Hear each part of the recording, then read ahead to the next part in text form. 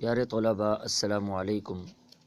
आज हम class 10th के लिहाज से लेसन नंबर 16 सब्जेक्ट बायोलॉजी को पढ़ रहे हैं। आज का टॉपिक है जेनेटिक इंजीनियरिंग। इसकी डेफिनेशन हम पहले भी कर चुके हैं, आज फिर कर लेते हैं। जेनेटिक इंजीनियरिंग बायोटेक्नोलॉजी का एक जदीद तरीन शोबा है।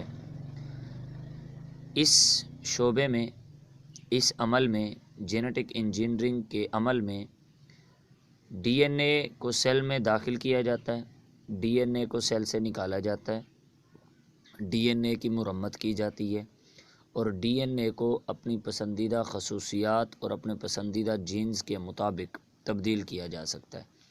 इसे जेनेटिक इंजीनियरिंग कहते हैं और ये अमल इसलिए किया जाता है ताकि हम अपने पसंदीदा खसूसियात वाले जानदार पैदा कर सकें। उसके बाद जेनेटिक इंजीनियरिंग का काम 1944 में शुरू हुआ और 2002 में ह्यूमन जीनोम प्रोजेक्ट शाये हुआ, जिसमें इंसान के मुकम्मल विरासती सेटअप का नक्शा शाये किया गया।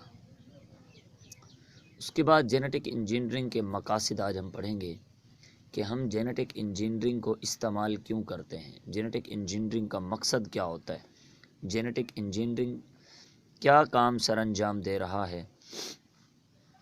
तो सबसे पहले इम्प्रूव वैरायटीज़। जेनेटिक इंजीनियरिंग के ज़रिए हम मुख्तलिफ़ पौधों, मुख्तलिफ़ जानवरों और मुख्तलिफ़ तरह के ऑर्गेनिज़म्स की जो वैरायटीज़ हैं उनको डेवलप करते जा रहे हैं, उनको बेहतर बना रहे हैं। मिसाल के तौर पर अगर किसी पौधे में कोई विरासती तौर पर बीमारी पाई जाती थी तो उसकी आने वाली नस्ल में उसके डीएनए को तब्दील करके सेहतमंद स्पीशीज़, सेहतमंद पौधे वाला डीएनए उसमें दाखिल करके उस बीमारी को ख़त्म किया जा सकता है। ट्रीटमेंट ऑफ जेनेटिक डिजीज़, विरासती तौर पर जो बीमारियां होती हैं इंसानों में, जानवरों में। मिसाल के तौर पर अगर इंसान की मिसाल ली जाए तो इंसान में haemophilia, thalassaemia, sickle cell anaemia, ये खून की कुछ बीमारियां हैं जो विरासती तौर पर बीमारियां हैं और एक नस्ल से दूसरी नस्ल में लगातार मुंतकिल होती आ रही हैं। तो इन बीमारियों को ख़त्म करने में बहुत अहम किरदार अदा किया है जेनेटिक इंजीनियरिंग ने। इम्प्रूव प्लांट स्पीशीज़, हम जेनेटिक इंजीनियरिंग को इस्तेमाल करते हुए पौधों की बेहतरीन स्पीशीज़ तैयार कर सकते हैं। उसके बाद जीन थेरापी है। जेनेटिक इंजीनियरिंग का एक और मकसद है जीन्स के ज़रिए इलाज करना। एक होता है अद्वियात के ज़रिए इलाज करना, एक होता है बायो रिमेडिएशन या जानदारों के ज़रिए इलाज करना, जानदारों को इस्तेमाल करते हुए जो इलाज किया जाता है। इसी तरह कुछ एंटीबायोटिक्स के ज़रिए इलाज किया जाता है। यहाँ पर जीन्स के ज़रिए इलाज किया जाता है जिसे जीन थेरापी कहते हैं। जेनेटिक डिफेक्ट्स, जीन्स जो नुक्स, बीमारियां पैदा करने वाले जीन्स होते हैं उनको ख़त्म करना, उनका इलाज करना जेनेटिक इंजीनियरिंग के ज़रिए मुकम्मल हो रहा है। डिज़ायर करैक्टर्स डेवलप, आप किसी भी जानदार में अपने पसंदीदा खसूसियात वाले करैक्टर्स को, खसूसियात को डेवलप कर सकते हो जेनेटिक इंजीनियरिंग के ज़रिए।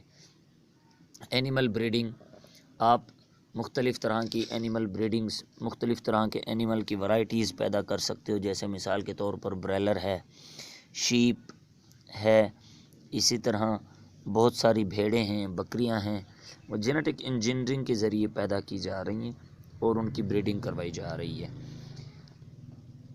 क्लोनिंग एंड टिश्यू कल्चर, एक जैसे जानदार, एक जैसी कॉपियाँ तैयार करना जानदारों की और उनका टिश्यू कल्चर बनाना, ये तमाम के तमाम आमाल जेनेटिक इंजीनियरिंग के ज़रिए ही सर अंजाम दिए जा रहे हैं। उसके बाद जेनेटिक इंजीनियरिंग के मराहिल हैं। जेनेटिक इंजीनियरिंग कोई ऐसा शोबा नहीं है कि जो डायरेक्ट किसी एक अमल से वजूद में आए। इसके बाकायदा कुछ मराहिल हैं जिनमें पहला मरला होता है टेक ऑफ जीन इंटरेस्ट। पसंदीदा जीन को पहले अलग किया जाता है, फिर उसको किसी दूसरे जानदार में दाखिल किया जाता है, वहाँ पर जाकर वो रिकॉम्बिनेंट डीएनए बना देता है। रिकॉम्बिनेंट डीएनए को फिर جی ایم او بھی کہتے ہیں جینیٹیکلی موڈیفائڈ آرگنزم، اور پھر اس کی کسی اور جاندار میں گروتھ کرائی جاتی ہے۔ انشاءاللہ تعالیٰ یہ جو سٹیپس ہیں ان کے بارے میں ہم تفصیل سے کل والے ٹاپک میں پڑھیں گے۔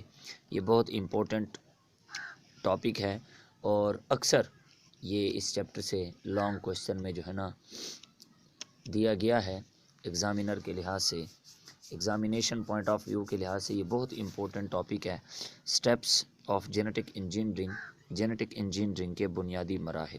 انشاءاللہ تعالیٰ زندگی رہی تو کل اس پر بات کریں گے۔ اللہ تعالیٰ ہم سب کا حامی و ناصر ہو۔